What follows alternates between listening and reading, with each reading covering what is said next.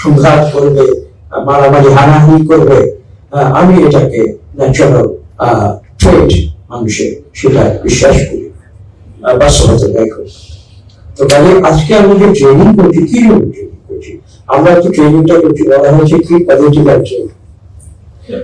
এখানে আমি আরেকটি বিষয় আপনাদের সঙ্গে ব্যাখ্যা করে দিতে চাই, এটা এখানে বলা ঠিক হবে কিনা তারপরেও বলি। দেখুন, দুটি শব্দ আছে, একটা হচ্ছে পলিটিক্যাল ট্রেনিং আর একটা হচ্ছে পার্টি পলিটিক্যাল। দুটো যে সম্পূর্ণ এক সেটা নয়। এবং আপনারা, আমি অধিকতর ব্যাখ্যায় যাবো না, তবে আপনারা যারা এখানে ট্রেনার যারা আছেন, গুণী ব্যক্তিরা যারা আছেন, ট্রেনিং যারা দিচ্ছেন, আমি তাদের শুধু এইটুকু অনুরোধ করবো যে আপনারা ট্রেনিং দেওয়ার সময় কিন্তু এই যে পার্থক্য তৈরি ট্রেনিং প্রক্রিয়া, একটা পার্টি পলিটিক্যাল ট্রেনিং এবং একটি পলিটিক্যাল ট্রেনিং, অর্থাৎ রাজনৈতিক যে প্রশিক্ষণ, সেই দুটোর যে ব্যবধান, তার প্রতি আপনাদের সুমনোযোগ রাখার জন্য আমি এখানে আরেকটি বিষয় আমি বলাটা প্রয়োজন মনে করছি। যে দেখুন, বাংলাদেশ এমন একটি দেশ, যে দেশে কিন্তু জনসংখ্যার অর্ধেকের বেশি নারী, অর্ধেকের বেশি নারী কর্মক্ষেত্রে। আমি একটি সভায় বলেছিলাম, সেখানে একজন বক্তা উল্লেখ করলেন যে বাংলাদেশ, সেখানে 46 লক্ষ নারী আমাদের গার্মেন্টস শিল্পের সঙ্গে কর্মরত আছে। তো সেই সভায় আমি তার বক্তব্যের পরে আমি প্রশ্নটি তুলেছিলাম যে বাংলাদেশ এমন একটি দেশ যার বৈদেশিক মুদ্রার জন্য আমরা গার্মেন্টস শিল্পের উপরে নির্ভরশীল। সেই পুরুষের গার্মেন্টস শিল্পের যেসব পুরুষ, কিন্তু সেই শিল্পের মূল যে চালিকা শক্তি সেটা হচ্ছে 46 লক্ষ নারী শ্রমিক গার্মেন্টস শিল্পে কাজ করে। এটা কিন্তু মুখের কথা নয়। বাংলাদেশে এমন আর কোনো শিল্প নেই। একসময় ছিল অতীতে আমাদের পাট শিল্প ছিল, সময় আসা আমরা বলতাম, তাঁত শিল্প ছিল, কিন্তু ঠিক তাঁত শিল্পকে আধুনিকায়ন করার পরে আসে যেটাকে আমরা গার্মেন্টস শিল্প বলি, সেখানে 46 লক্ষ প্রায় নারী শ্রমিক। এটা কিন্তু অত্যন্ত গুরুত্বপূর্ণ একটি বিষয়। অথচ এবং তারাই কিন্তু এই দেশের বৈদেশিক মুদ্রা অর্জনের যেটা করেছে, তারা তাদের ভিত্তি। অথচ বাংলাদেশে যে ম্যানেজমেন্ট সিস্টেম বলি, যদি বলি যে রাষ্ট্র, সেই রাষ্ট্র ব্যবস্থায় কত শতাংশ নারী রয়েছে? আজকে আমরা কিন্তু ট্রেনিং দিতে এসেছি, এখানে আমাদের এই আলোচনা সবাই কত শতাংশ নারী প্রতিনিধি রয়েছে? এই কথা ব্যতীত আপনাদের সচেতন ভাবে মনে রাখতে হবে, খেয়াল রাখতে হবে। কারণ একটি সমাজ কিন্তু কেবলমাত্র পুরুষ শাসিত হয়ে আমি এটা বিশ্বাস করি না যে একটি সমাজ শক্তিশালী বা ন্যায়পরায়ণ হতে পারে। এদেশে নারীদের উপরে আমি প্রথমে বলছিলাম যে সুবিধা বঞ্চিত, সুবিধা বঞ্চিত শব্দটি ব্যবহার করেছিলাম এই কারণে যে আমরা প্রবেশ এবং এই দেশের নারীরা কিন্তু আসলে সুবিধা বঞ্চিত। এটা নয় যে নারীদের যোগ্যতা নেই। আমি একটি ছোট্ট উদাহরণ দিয়ে বলছি।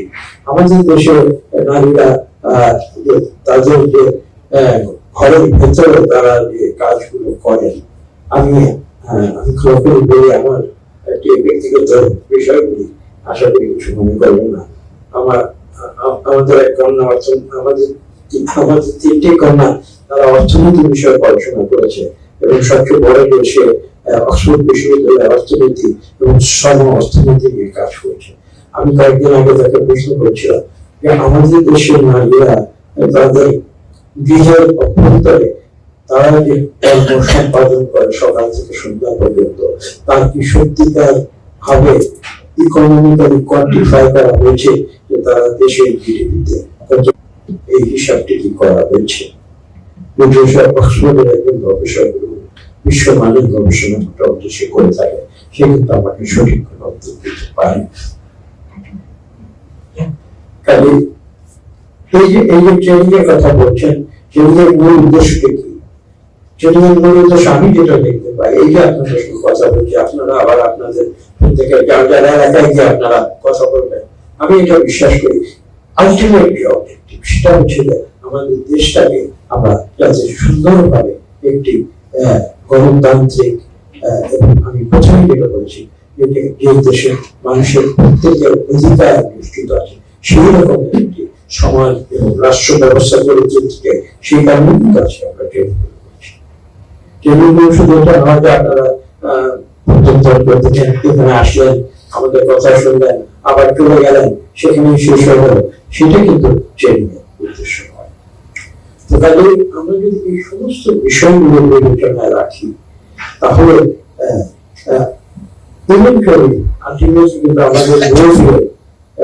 আপনারা আমাদের নেতা নেতৃত্বের কথা উল্লেখ করেছেন, শহীদ প্রেসিডেন্ট জিয়া রহমানের উদাহরণ দিয়েছেন, উদাহরণ এখানে আজকে আলোচনায় এসেছে। দেখুন তার ট্রেনিংটি কি, আপনি কি কখনো এটা গভীরভাবে চিন্তা করেছেন খালেদা জিয়া রাজনীতি ট্রেনিংটি কি ছিল? অথচ যখন এই দেশের বর্গে যখন দেখা দিল, তখন কিন্তু কিছু কিছু মানুষ যারা তখন রাজনীতির সঙ্গে সম্পৃক্ত ছিলেন, তারা ভাবলেন যে এই দেশকে সেই সংকট থেকে উদ্ধার করার জন্য একজন নেতা নেত্রী দরকার, এবং তারা বিভিন্নভাবে আহ্বান করে একরকম আন্দোলন জোর করে দেশনেত্রী বেগম খালেদা জিয়াকে চার দেওয়া থেকে বের করে এনে তাকে রাজনীতির অঙ্গনে নিয়ে আসা। রাজনীতির অঙ্গনে আশা করি তিনি কি করছেন? তিনি কিন্তু ঘরের ভিতরে বসে থেকে রাজনীতি করেন। আপনাদের নতুন প্রজন্ম হয়তো জানে না, কিন্তু এখানে যারা সিনিয়র যারা রয়েছেন তারা নিশ্চয়ই সেই দৃশ্যগুলো মনে আছে। ঢাকার রাজপথে, ঢাকার বাইরের রাজপথে দেশনেত্রী বেগম খালেদা জিয়া তিনি নিজের পায়ে হেঁটে রাস্তায় তিনি মিছিল করেছেন, এবং আমার সৌভাগ্য হয়েছে সেই সব মিছিলে তার পাশে বা তার পেছনে থাকা সেই সৌভাগ্য হয়েছে। আমি দেখেছি, লক্ষ্য করেছি। অনেকে ভাবে পুলিশের মুখোমুখি করে ফেলে যেতে চেয়ে তিনি বলছেন খাওয়ার প্রয়োজন নেই, আসুন আমরা সামনে যাবো। তো এই কথাগুলো আজকে আমাদের স্মরণ রাখতে হবে। যে মুহূর্তে এসেছি, আমাদের সামনে আদর্শটা কি, আমরা ট্রেনিং নিয়ে আমরা কি কোন পর্যায়ে উপনীত হতে চাই, এবং খালেদা জিয়ার উদাহরণটি সেটি আপনাদের সামনে তুলে ধরছি। তিনি কিন্তু রাজনীতিতে ঢুকেছেন সম্মুখের দলে, সামনের দলে। তিনি কিন্তু ক্ষমতায় থাকাকালীন সময়ে ক্ষমতার সহায়তা নিয়ে দেশের প্রধানমন্ত্রী হয়, এই সত্যটি কিন্তু এবং সেখানেই কিন্তু যদি আপনারা সেটা অর্জন করতে পারেন, আমি বলবো সেটাই হবে আপনাদের ট্রেনিং স্বাস্থ্য।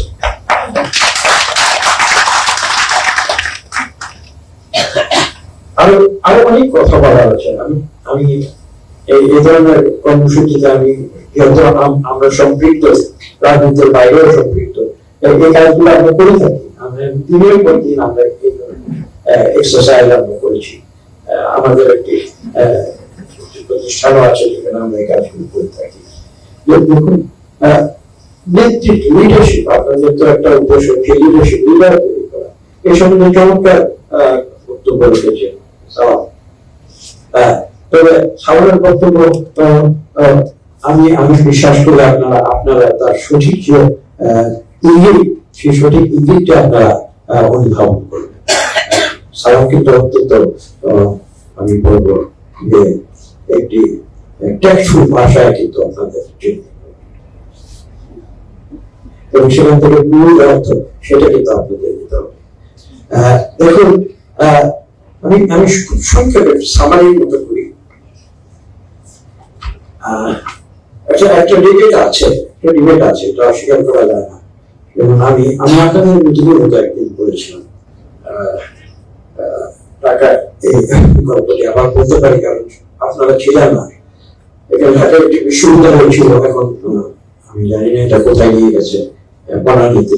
বিশাল বিল্ডিং, বিশাল 8 তলা 10 তলা বিল্ডিং, তার উপরে খুব বড় করে লেখা ছিল ওই ইউনিভার্সিটির লেখা উপরে শিরোনাম ছিল where leaders are created, অর্থাৎ বিশ্ববিদ্যালয় থেকে নেতা তৈরি করা। তো আমি সামান্য গল্পের সূত্র ধরে বলছি।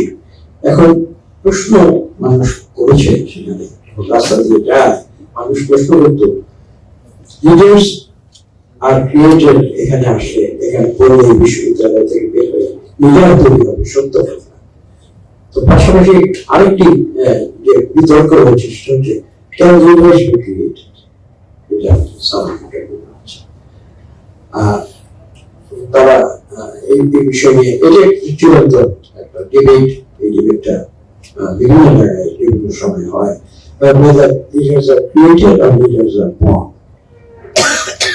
আমি আমার নিজের ব্যক্তিগত অভিজ্ঞতা থেকে এইভাবে বলি যে এই দুটোই কিন্তু সত্য। একদিকে যেমন লিডারশিপ বল হতে পারে, পাশাপাশি কিন্তু আমি মনে করি লিডার্স ক্যান অলসো ক্রিয়েট।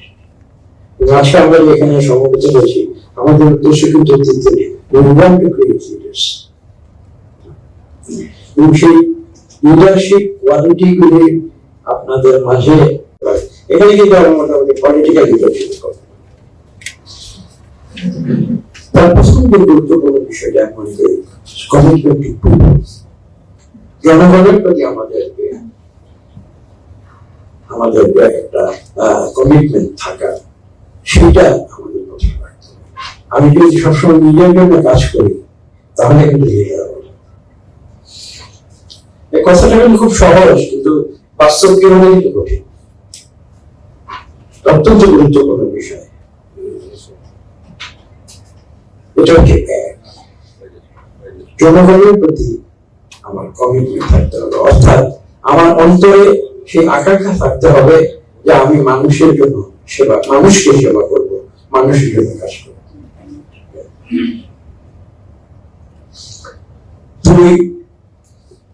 আমি যে কাজগুলি করবো জনগণ আমার কাছে শুনবে, আমি যদি বলছি ভালোভাবে চলো, দেশের জন্য মঙ্গলের জন্য কাজ করো, তুমি আমি যে বলবো সেটা মানুষ শুনবে।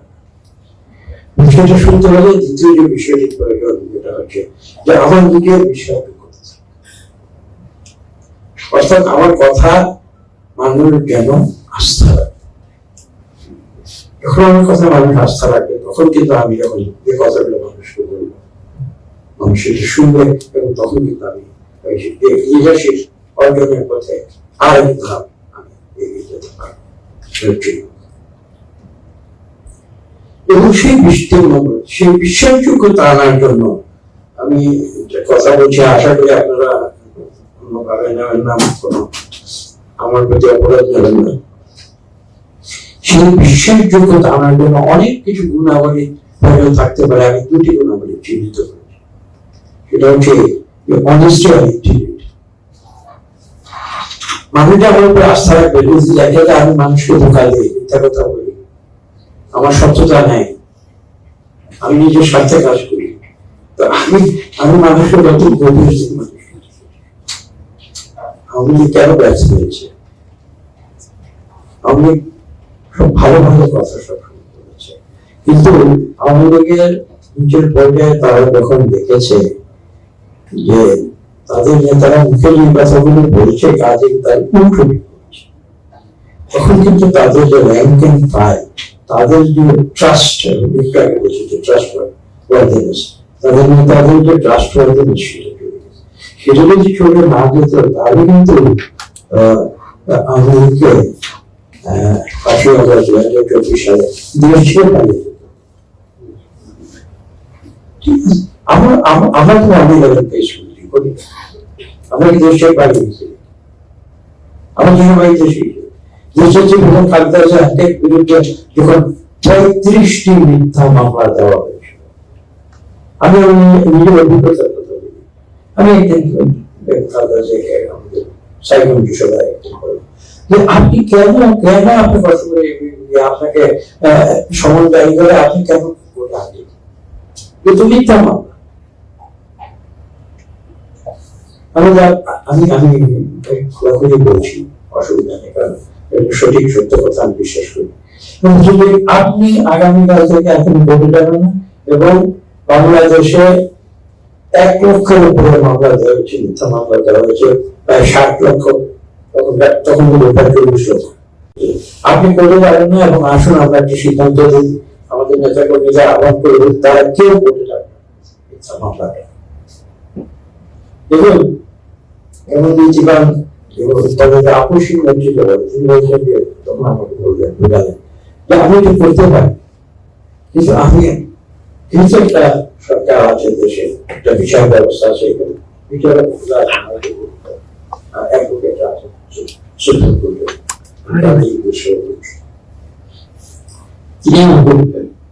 আমি কিন্তু সরাসরি নিজের চিন্তা আপনি আপনি চিন্তা করবেন আমরা একটা সিদ্ধান্ত সারা দেশে বয়কট করার এটা আমরা রাষ্ট্রপতি কিভাবে আমরা তো একটা সিস্টেমের মধ্যে আছি, মিথ্যা মামলা দিয়েছে, কিন্তু আমি সেটা করে প্রমাণ করবো, দেখুন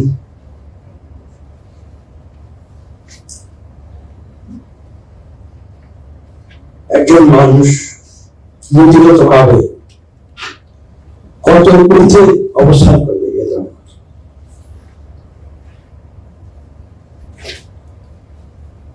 আমি জানতে পারি, আমি করলে গিয়ে প্রমাণ করবো বর্জন করে এই আজকে কেন হচ্ছে আমাদের আপসী নেত্রী তিনজন নবীনের ডাক দেন, যিনি নকল করতে চাইছেন আজকে আরো 10 গুণ বেশি নকল করে। এখানে এটা আমি বলছি এই প্রশ্নটা বললাম, অনেস্টি ইন্টিগ্রিটি প্রশ্নটা বললাম যে নীতির প্রশ্নে আপসী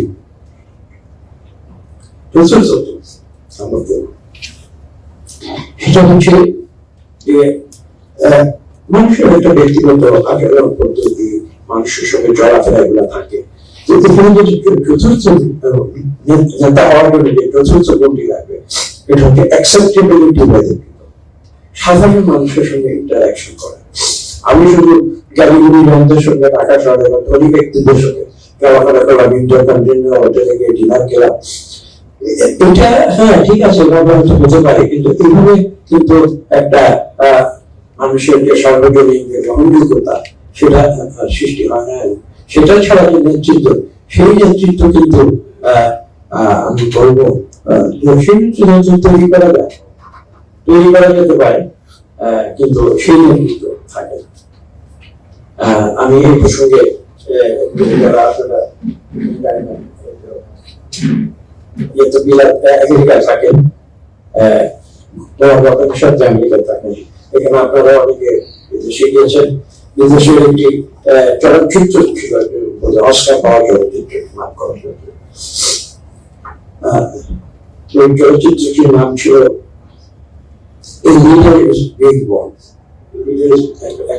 কিভাবে এটা ছিল কালচারাল ওয়ার্ল্ড, পলিটিক্যাল ওয়ার্ল্ড না, আমাদের সংস্কৃতি জগতে সঙ্গীত, তারপরে বিশেষত সঙ্গীত, অভিনয়, সেই জগৎ